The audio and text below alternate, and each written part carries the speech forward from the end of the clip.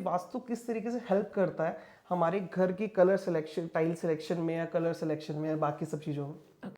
Hey guys, welcome back to Mahadev marbles and interior. और आज मैं आपको मिलाने वाला हूँ महावास्तु एक्सपर्ट मोनिका मैम से। हेलो मैम, कैसे हैं? Very good Sumit, thank you so much. Vastu किस तरीके से हेल्प करता है हमारे घर की कलर सिलेक्शन, टाइल सिलेक्शन में या कलर सिलेक्शन में या बाकी सब चीज़ों में। जैसे हम बात करते हैं, हमारे शरीर में पंच तत्व है और कहीं पे इम्बैलेंस हो जाता है तो हम बीमार हो जाते हैं। यही कहानी हमारे घर के साथ है। अगर हमारे घर में कलर सही तरीके से नहीं लगाए जाएंगे, हमारा घर बीमार हो जाएगा। हमारा घर बीमार होगा तो रहने वाले लोग, जो हम लोग हैं, उन पे इफेक्ट आने लगेगा और हम वैसी चीज़ों को फेस करने लग जाएंगे। हमारी कलर की सिलेक्शन या कैटेगरी सिलेक्शन हमारे घर की पॉजिटिविटी को बैलेंस करती है।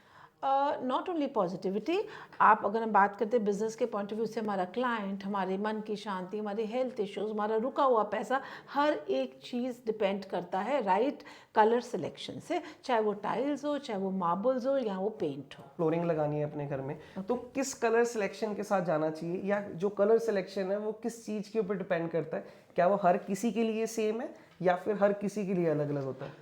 बहुत अच्छा क्वेश्चन है। इससे मैं आपको अपने क्लाइंट का एक वो बताती हूँ। एक मेरे क्लाइंट ने अपना घर रेनोवेट करा और रेनोवेट करने के बाद ही after maybe 3 to 4 weeks उन्होंने मुझे बोला, मोनिका समझ नहीं आया, घर तो हमने रेनोवेट करा और उन्होंने एक पार्ट अपनी टेरेस को रेनोवेट करा था सिर्फ।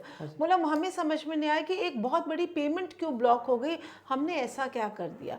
और जब मैंने उनका देखा, चेक करा, तो उनका जो टेरेस एरिया था वो पूरा साउथ ईस्ट जोन में आ रहा था और उन्होंने आजकल वो मंगोलियन टाइल्स लगती है, उन्होंने ब्लू कलर की टाइल्स वहां लगा दी और 4 महीने 4 हफ्ते के बाद ही एक बहुत बड़ी पेमेंट ब्लॉक हो गई।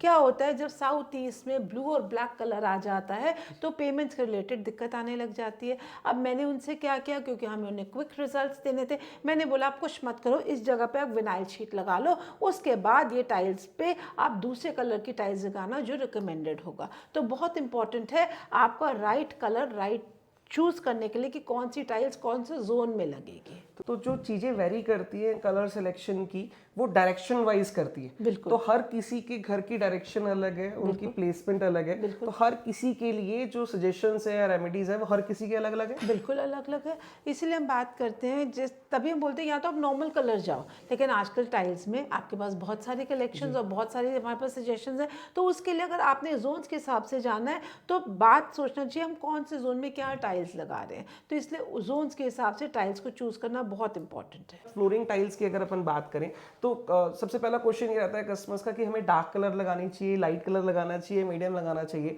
तो जर्नल अगर मैं बात करूं तो कस्टमर्स को फ्लोरिंग में किस तरह का कलर लेना चाहिए? वैसे तो मैं बात रिकमेंड करूंगी न्यूट्रल कलर जाओ। अच्छा जी। हाँ, अगर न्यूट्रल कलर जाएंगे तो इतनी प्रॉब्लम्स नहीं आएंगी। और अगर हम बात करते कोई जोन छोटा बड़ा है, वो हम जब बाद में बात करेंगे कि हमने हाईलाइटर्स कैसे ऐड करने, वो हमारा नेक्स्ट टॉपिक रहेगा। But I will recommend go with normal colours. Okay, तो जैसे नॉर्मल कलर्स के अंदर फ्लोरिंग के अगर अपन बात करें तो बहुत लोगों का एक था कि व्हाइट कलर लगाना है, बट टाइल्स के अंदर जनरली क्या रहता है कि व्हाइट कलर लगाने से स्क्रैच ज्यादा होने की वजह से मैं जनरली कस्टमर्स को मना करता हूँ कि व्हाइट एटलीस्ट आप फ्लोर पे ना लगाओ। तो जो लाइट बेज कलर है या लाइट ग्रे कलर है, क्या उस पर जा सकते हैं? बिल्कुल 100% जा सकते हैं, कोई प्रॉब्लम नहीं है। ओके, एक कलर सिलेक्शन के बाद मैम आजकल ना टाइल्स के अंदर 2 तरह के पैटर्न आ रहे हैं। एक टाइल आती है जिसके अंदर प्लेन होता है, यूनिफॉर्म होता है, बहुत ज्यादा ग्रेन्स नहीं होते, और एक पैटर्न आ रहा है जिसके अंदर बहुत ज्यादा ग्रेन्स होते हैं। तो क्या वो ग्रेन्स भी हमारे वास्तु को इफेक्ट करते हैं?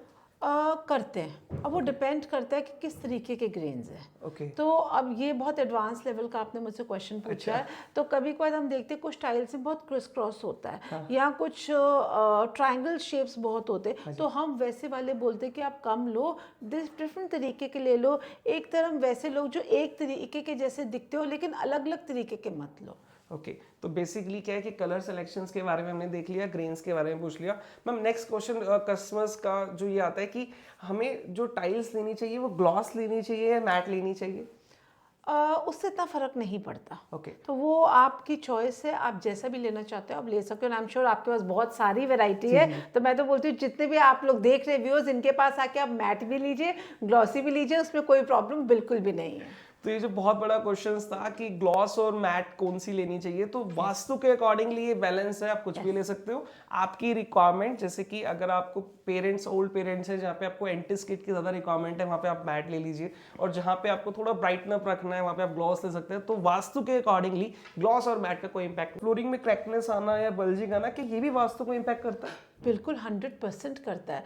देखिए हम बार बार बात करते हैं, कुछ भी टूटा फूटा सामान भी घर में रखेंगे तो वो नेगेटिविटी क्रिएट कर देगा। ये तो आपके घर की टाइल्स हैं, अगर मान लेते हैं कहीं पे कोई टाइल्स निकल जाए, आई एम श्योर सुमित आपके पास कोई ऐसा ज़रूर कोई सोल्यूशन होगा कि वो टाइल निकाल के आप रिप्लेस कर सके। बट येस, टूटी हुई टाइल्स घर में नहीं लगानी चाहिए, 100% नहीं लगाना चाहिए। कि अगर आपकी फ्लोरिंग टाइल डिस्टर्ब्ड है, मतलब टूटी है, आवाज आ रही है, तो आप सिंपल रिपेयर करवा के पूरे फ्लोर को आप एसपीसी फ्लोरिंग के साथ रिनोवेट करके भी वास्तु के अकॉर्डिंगली उस चीज को बैलेंस कर सकते हो।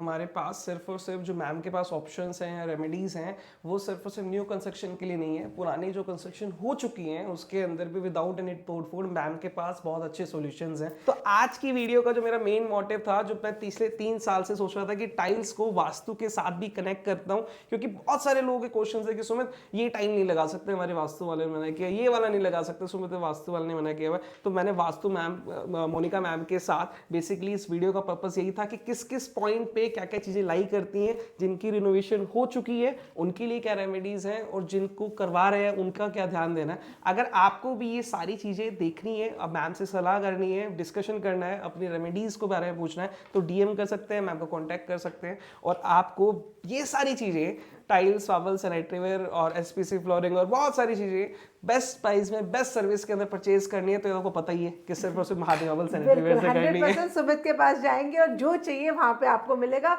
और कहीं पे वास्तु की आपको सजेशन चाहिए वो भी सुमित के द्वारा मुझसे ले सकते हैं, कोई प्रॉब्लम बिल्कुल भी नहीं है। Thank you so much ma'am, thank you so much ma'am, thank you.